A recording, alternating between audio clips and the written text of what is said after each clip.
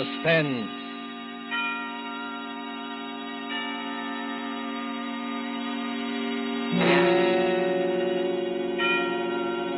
This is the Man in Black, here again to introduce Columbia's program, Suspense. Heading our starring Hollywood cast this evening is Mr. Richard Dix, who appears as a United States naval officer who found himself in a remarkable predicament on what should have been an uneventful flight from New York to Philadelphia. As fellow passengers aboard the airliner are Miss Gail Page as a girl named Monica and Mr. Montague Love, who plays that aged and domineering millionaire Silas Naylor.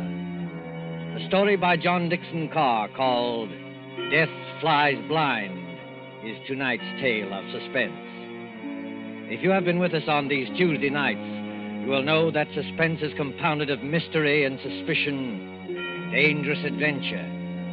In this series are tales calculated to intrigue you, to stir your nerves, to offer you a precarious situation, and then withhold the solution until the last possible moment.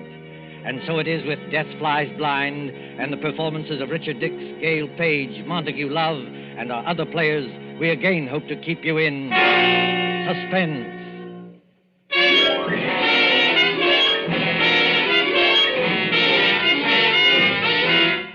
LaGuardia Field, Municipal Airport of New York. LaGuardia Field, vast behind its white buildings. On a gray spring afternoon when rain splashes across the runways, dims the sky, and spatters on the wings of a great silver-painted airliner waiting beyond. Already as the limousine bus from the New York terminus slowly draws up to the waiting shed, you can hear the loudspeaker. 72, New York to Los Angeles. The big limousine bus, besides its driver, contains only two persons. One is a tall young man in United States naval uniform, with the stripes of a lieutenant commander around his sleeve. The other is a tall and dark-haired girl, her face a little frightened in the blue. Flight 72, New York to Los Angeles. Plane ready to take off at gate number 6. Have your tickets ready, please. Fred, that can't mean us. Now, take it easy, Monica. We're not too late. They won't go without us. No, I mean it says New York to Los Angeles. That's right, Monica. We're only going to Philadelphia. You're still right, my dear. I arranged for a special stop at Philadelphia. It won't take long, and then they go on non-stop from there. Fred, that's just it. Who's going on from there? Oh, you'd be surprised. This airport bus must hold 20 people, but there's nobody in it except ourselves and the driver. Who's going on to Los Angeles or anywhere else? I was going to tell you about that, Monica. All right, miss. All right, sir. Hop under that shed and out the door on the other side. Oh, got your tickets ready? Yes, I've got them. All set, Monica? The rain is certainly coming down. Do they take off when it rains like this? Oh, miss, a little rain don't bother them. What does bother them is unsettled weather at other places. You mean it's perfectly safe? They never take off, miss, unless it is safe. You better hurry up now.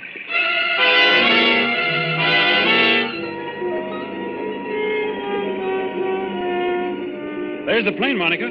Shall we run for it? Fred, I'd rather not run if you don't mind. Aren't getting nervous, are you? No.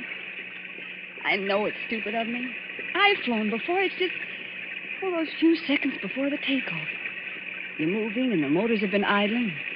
All of a sudden they start to roar. The plane races ahead and the roar gets louder and suddenly you think, am I ever going to get down alive? Now, look here, my dear. I'm sorry, Fred. There's nothing to worry about, you know. Of course not. I'll be good. It's just this dismal day and a ghostly bus without any passengers. And... Fred, look. Where? At the plane. They've got all the windows covered inside with little gray curtains. Oh, that's all right, Monica. It's only a wartime measure. Wartime measure? Yes. Just keep those curtains closed for some minutes after taking off and before landing. So no one can make maps or take pictures of our airports. Anything could happen up there, couldn't it? No. And what's more, if you're worried about your fellow passengers, look over your shoulder. Well, there are some people coming through the gate. Yes, you see the little gray-haired man with the big fellow on each side of him? The secretary dashing around them like a destroyer in a convoy? You know, I've seen that gray-haired man somewhere before. You've seen his picture. That's Silas Naylor, the third richest man in the world. Those two big fellows are his bodyguard. Does he need a bodyguard? Well, not more than most of us, I imagine. Fred, I don't like it. Oh, nonsense, my dear. Come on now, up the steps of the plane. Give your name to the air hostess at the door. That's it. Good afternoon, miss. May I have your name, please? I'm Monica Vale. You're the air hostess? That's right, Miss Vale. Take any seat you like. And you, sir? Onslow, Lieutenant Commander Fred Onslow. Oh, yes, Commander. We've had instructions about you. Happy to have you with us, even if it's only as far as Philadelphia. Thank you. May I take your overcoat or your briefcase? Only the overcoat, please. I'll keep the briefcase. Fred, look there. What is it now? That man you called Mr. Naylor's secretary. Light-haired man, rather good-looking. He's sprinting towards this plane as fast as he can run. Well, he'd better be careful on that slippery surface. He certainly has. Look out, man. Look out, man. Watch your step. Look out. Well, are you all right? Here, let me help you up. I'm all right, thanks. Perfectly all right. Air hostess. Yes, sir. My name is Michael Shepard. I'm Mr. Naylor's secretary, and I think there must be some mistake here. Mistake, sir? Yes. When Mr. Naylor travels, he's in the habit of booking every seat in the plane to ensure privacy. Yet we seem to have 2 extra passengers. Well, I'm afraid that's my fault, Mr. Shepard. Indeed, sir. Then would you and the young lady be good enough to take some later flight? I'm sorry. I'm afraid I can't do that. No, and why not? Maybe I ought to explain, Mr. Shepard, that Commander Onslow had last-minute orders to join his ship. He and Miss Vale have priority as far as Philadelphia. Philadelphia. Must we stop there? Only for a few minutes, Mr. Shepard. This is outrageous. Mr. Naylor is traveling, in a sense, on government business. Well, so am I, old man. The Navy often does. That doesn't alter the principle of the thing. I don't want to seem ungracious, you understand. Mr. Naylor is always glad to help our brave soldiers and sailors. For the love of Mike. Now, choir will now sing hymn number 242. Now the But gorgeous this ride time through- you've gone too far. I shall appeal to Mr. Naylor himself. Mr. Naylor. Yes, Mr. Shepard, I can hear you. What is it? This naval officer, sir, and the young lady. Oh, I know, Shepard, I know. Isn't the plane big enough for all of us? I was only following your orders, Mr. Naylor. You asked for privacy. All right, Shepard. What I'm asking for now is less noise. The lieutenant commander in the Navy, eh? That's right, Mr. Naylor. Off on another fishing trip, I suppose. That's just exactly right, sir. Ever have dyspepsia? No, never. Well, I have. 20,000 a year I pay doctors. And what do they give me? This stump. I'm not surprised you got priority, Commander, but I am a little surprised about the girl. She's my fiancée. Mr. Naylor, Miss Vale. Meet the rest of my family. These 2 bruisers here, including the one with the mouth organ, are my bodyguard, Mr. Cohen. I'm pleased to meet you, Commander. How do you do? This is Mr. O'Reilly. Glad to know you, Commander. How are things going? Hey, Cohen, don't you ever get tired of playing that mouth organ? Stand away from the door. They want to close it. Will everyone please take your seats and fasten the seatbelts? Are we ready to take off? Yes, in just a moment. Shepard. O'Reilly. Cohen. Come along to the front of the plane. Yes, sir. Oh, we'll sit in the back here, won't we, Fred? Yes, of course. Fred, is anything wrong? No, of course not. Why, what could be wrong? Then you'd better sit down. We're starting to move. That's good advice, Commander Onslow. But I must ask you, Miss Vale, not to touch the curtain on the window. How soon before we can open the curtain? As soon as we're well away from New York. You see that illuminated sign, no smoking, fasten seatbelts? Yes. What about it? When the lights in the sign go out, you can open the curtains and smoke as much as you like. Now, if you'll excuse me. Certainly. You needn't try to fool me, Fred Onslow. I saw you. You saw what? I saw you pick up that scrap of paper one of those men dropped. Why, that wasn't anything, Monica. May I see the paper? No. Why not? Well, because I'd rather you didn't see it, that's all. There is something wrong, isn't there? Look, Monica, let me repeat over and over. What could be wrong? Why, there's Silas Naylor, an internationally famous figure, with a group of trusted attendants. Here's an ACA plane as safe and dependable as the old gray mare. All the same, All the same what? I wish I hadn't brought you along. I wish there was some kind of an emergency cord, like a train, so that you could stop this plane whenever you have to. We're on our way.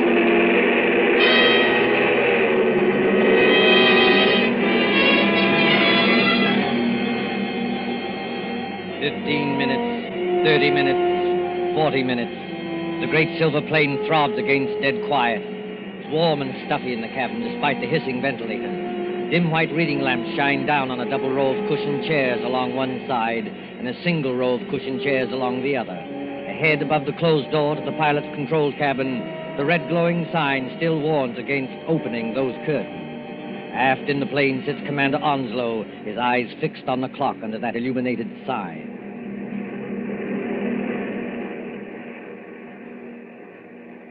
Monica, Yes? What? it's not exactly all right. Fred, why do you say that? Because we should have been in Philadelphia 5 minutes ago. At least we should have been circling over the field. And we're not? No. Well, we're still 10 or 12,000 feet up if the pressure on my eardrums count for anything. And traveling like a bat out of Hades. Weather's delaying us, I guess, huh?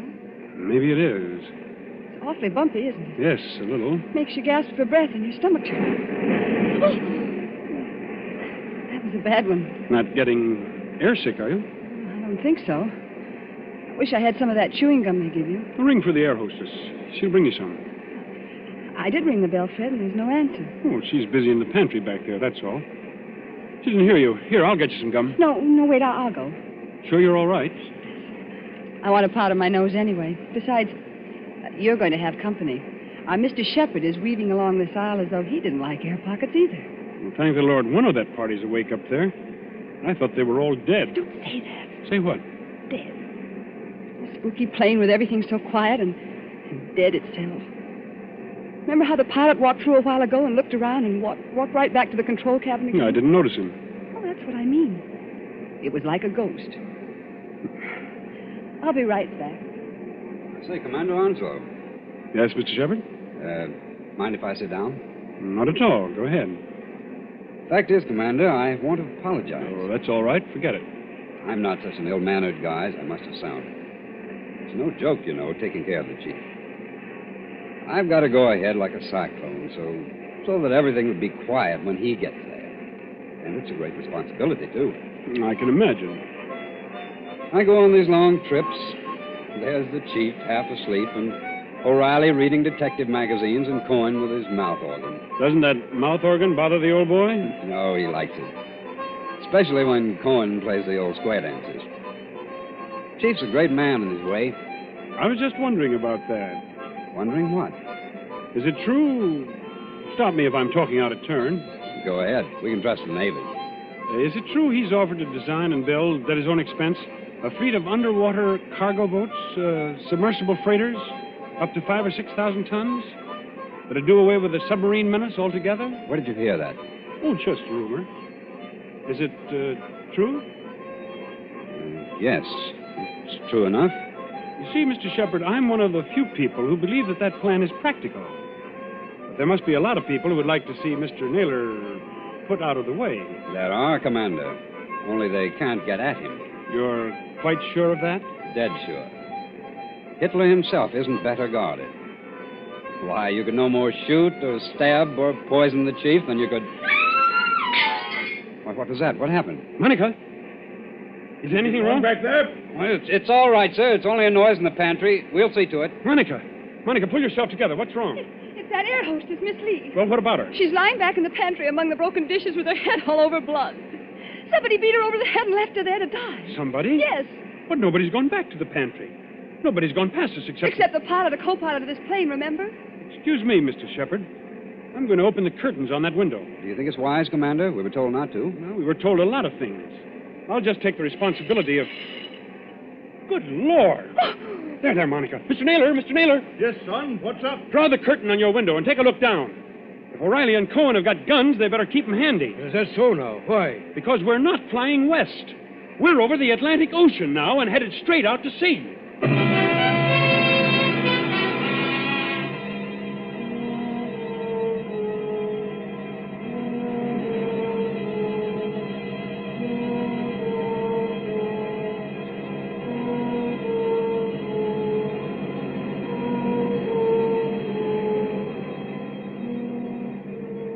Gray water, thin clouds. We must be miles and miles away from land. We are miles away from land. Does anybody here know anything about first aid? I do, Commander. I studied medicine in the old days. Then you better go back and look after the hostess. We'll join Mr. Naylor. Steady, Monica. Well, I'm all right. Just this horrible blind feeling, that's all. Air pocket, look out. See here, Commander. We're over the ocean. What the devil's going on here, eh? You're being kidnapped, Mr. Naylor. That's my guess. Kidnapped, did you say? Ah, come off it, Commander. We ain't as dumb as that. The pilot and the co-pilot of this plane are fakes. They've replaced the real officer. Ah. On a dark day like this, with their raincoat collars turned up, they could have gotten away with it. And hijacked us straight off the airfield. Is that it? Yes, I'm afraid so. The hostess must have spotted one of them and knocked her out. Now, what about the airport? Wouldn't they know a plane was missing? Well, not until we failed to show up at Philadelphia. The pilot would report by aerial radio telephone about, 15 minutes out of New York. But after that, silence. Excuse me, Commander. You say these two fake pilots are still aboard? In that compartment there with the closed door? Yes, that's right. Well, what are we waiting for, Cohen? Till we get to work on them? You said it, Barney. Now, wait a minute, both of you. You wouldn't be trying to stop us, would you, Commander? The one thing we don't want is a gunfight 12,000 feet up. Can any of you fly a plane? No, not one of us. Well, neither can I. So if anything happens to those two pilots, how are we going to get down? I see, young fellow. Well, what are you going to do?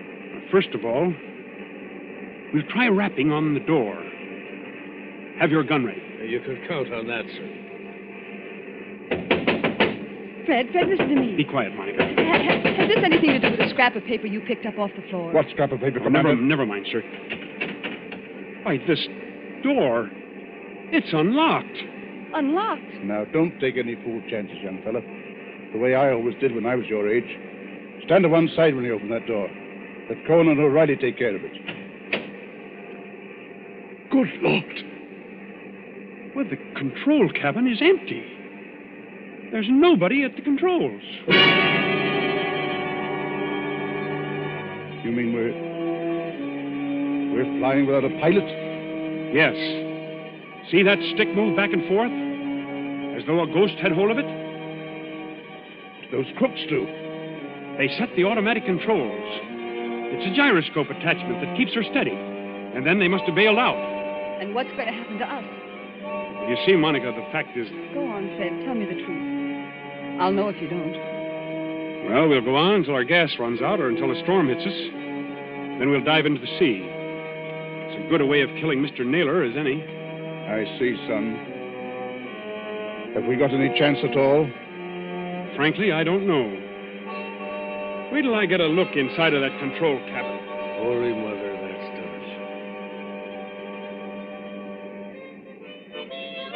Cohen, stop it.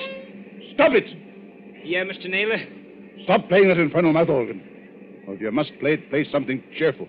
Yeah, sure, Mr. Naylor, sure. How long do you think it'll be before we... Quiet, Cohen. Here's the commander back again. Well, young fella. The radio telephone's out of order. We can't signal. Fred, what about those patrol ships? You said they're 200 miles out to watch for unidentified aircraft. Won't they see us? They've seen us already, I expect. They'll send for an Army fighter plane to investigate, but... well, what can it do? Yeah. Shoot us down, maybe, huh? That's fine. If only somebody could fly the plane. Well, nobody can, Skipper, so think of something else. See, Mr. Naylor, I was wrong. Wrong, son. About what? One of your party, and I can guess which one, dropped a torn piece of paper. There was a line of writing on it, probably the end of some instructions. Well? Those instructions ended, you should land just as your fuel fails at 7 o'clock a.m. You should land just as your fuel fails at 7 o'clock a.m. But that might not have anything to do with us, son. What made you suspicious of it? Because it was written in German. In German? Quiet, Cohen. I can't hear myself think. Okay, Mr. Naylor. I'm sorry. I thought the fake pilots were kidnapping you, maybe abroad. There's not enough fuel for that, is there? Well, if there's enough fuel for Los Angeles, then there's enough for Europe. Well, that won't work. They bailed out and left us to crash. Excuse me, sir, but it's getting black as pitch out there. I think there's a storm coming up. What happens when that hits us? Plenty, O'Reilly. Plenty. Yeah, well, I was afraid of that. If only somebody could fly this plane, I could navigate it. Navigate it? Yes. You have to learn aerial navigation in my business. With enough figuring, I might even set a new course and try the automatic controls on it. No, I don't dare handle the ship. Wait a minute. I know a way out of this. Well, then speak up, miss. There's a 90-mile wind going to hit us any minute. The air hostess, of course. Miss Lee, what about her? I remember reading somewhere that most air hostesses get flying instructions when they've been with the company for a given length of time. You know, Miss Vale, that's true. There was a girl of Inter Airways who told me the same thing. And if this one can even make a try at landing a plane, we may get back to New York yet. I thought you said she'd been knocked out. Well, she isn't badly hurt, but there's just a chance that maybe she's... There's Shepard, coming back from the pantry. Anybody got a drink? It wasn't very pleasant back there. How is she? You know, we were just wondering whether Miss Lee might be in any shape to pilot the plane. Pilot the plane? Why in blazes should she pilot the plane? There's no time to explain now, Shepard. But we're bound for Davy Jones unless something's done. Could she do it? No. Not even if we revived her? Not if all the doctors on Earth stood at her side. Why, but I don't think you understand, sir.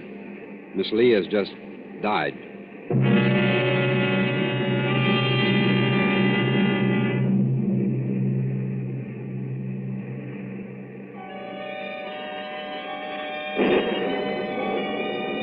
Thin singing of wind above the clouds, then storm with a white eye of lightning at the windows.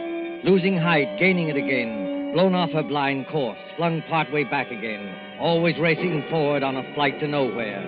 Late afternoon, evening, night, the steady throbbing of motors like a pulse beat inside the head. Towards morning, the storm dies away. In that dim cabin, there is exhaustion of nerves. The hands of the clock stand at 1:45 in the morning.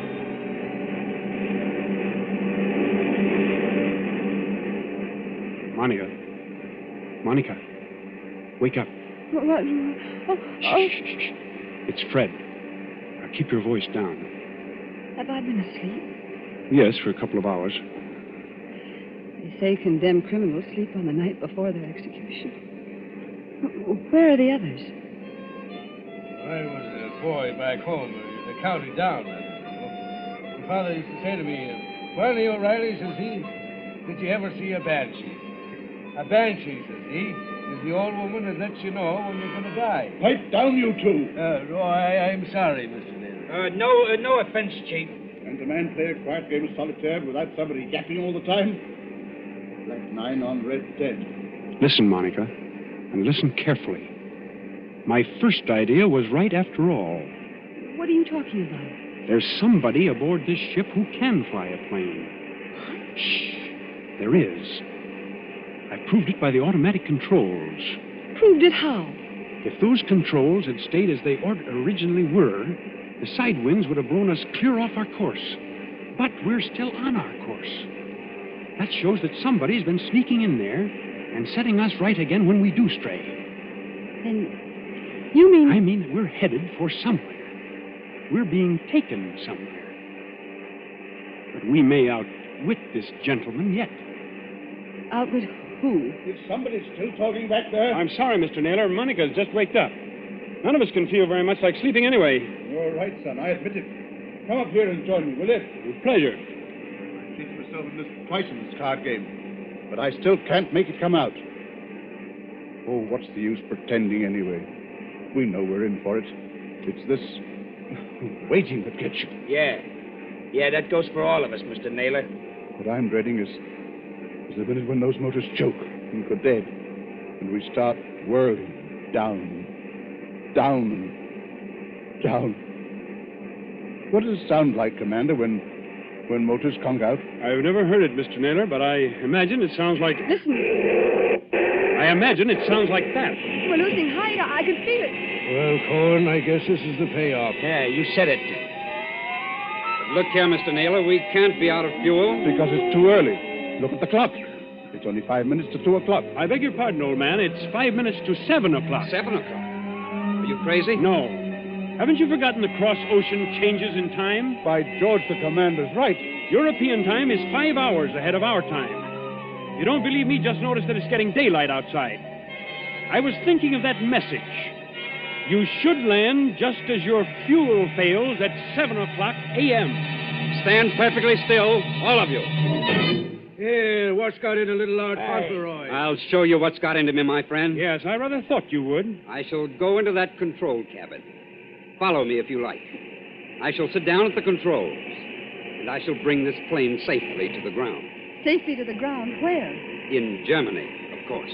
Germany? Don't pull a gun, Cohen. If you plug him, we're all done for. That is good advice, Mr. Cohen. I might add that we're getting closer to the ground every minute. For the love of... Do I take control? Yes, go ahead. But We're following you. Follow by all means. All right. Let's get comfortable here.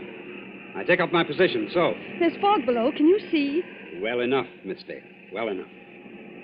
We must go down rather quickly. And I can't help if it's somewhat rough on your ears. You young swine, what's the idea? The idea, dear patron, is to bring you and your plans for a submarine freighter to a country which will appreciate them. Then those two fake pilots? They were colleagues of mine. Unfortunately, if they had remained, your pug uglies would have started a gunfight, and none of us might have got here. Well? So they left by parachute. And I brought you safely, without blood or toil, into the boundaries of the Third Reich. You're going down too fast, man. Now take it easy. I am perfectly in command, thank you. Look out! The trees, Look out, they're coming man. straight up at us.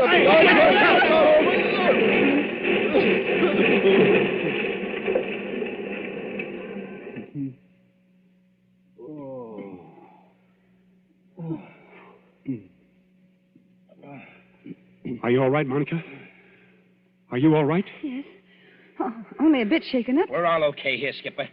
Shall I give this guy the works now before they come to get us? No, don't shoot. Let him alone. That also is good advice. And now, my friends, my mission is ended. I stand up on the pilot's chair. I throw open this glass hatch. And to all Germany, to all the world, I cry. Dies ist das gestohlene Flugzeug im Begriff zu landen auf Feld Nummer 21. Heil Hitler! Well, strike me blind if it ain't another one. Yes, first Rudolph S. and now this bloke. What do you suppose they want over here? English. Why are you speaking English? Why, Cocky? It's an Eden habit we've got in this country. This isn't England. Oh, yes, it is. Better climb out of here and with your hands up. But it can't be. I followed the course laid down on those instruments. Unfortunately, old man, I altered our course last night. Keep back, Shepard, or you may get a bullet in the head yet. Your instructions were all right, but they didn't tell you about the 5 hours difference in time. When we got to the right navigation point, I let the fuel out of the tanks and made you think we were landing in Germany. You know, there's nothing like having a good Nazi for a taxi driver, is there?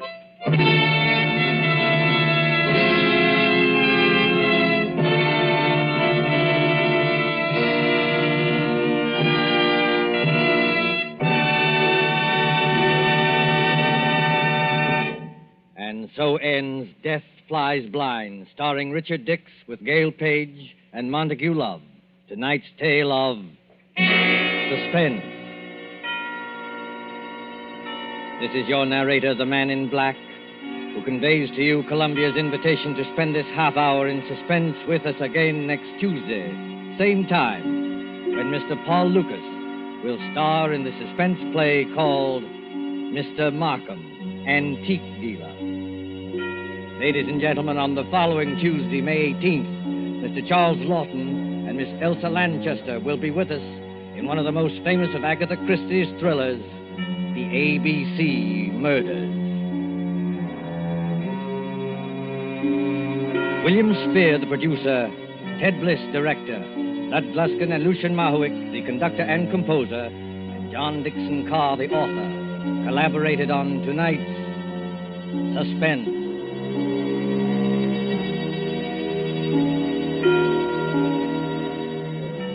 This is the Columbia Broadcasting System.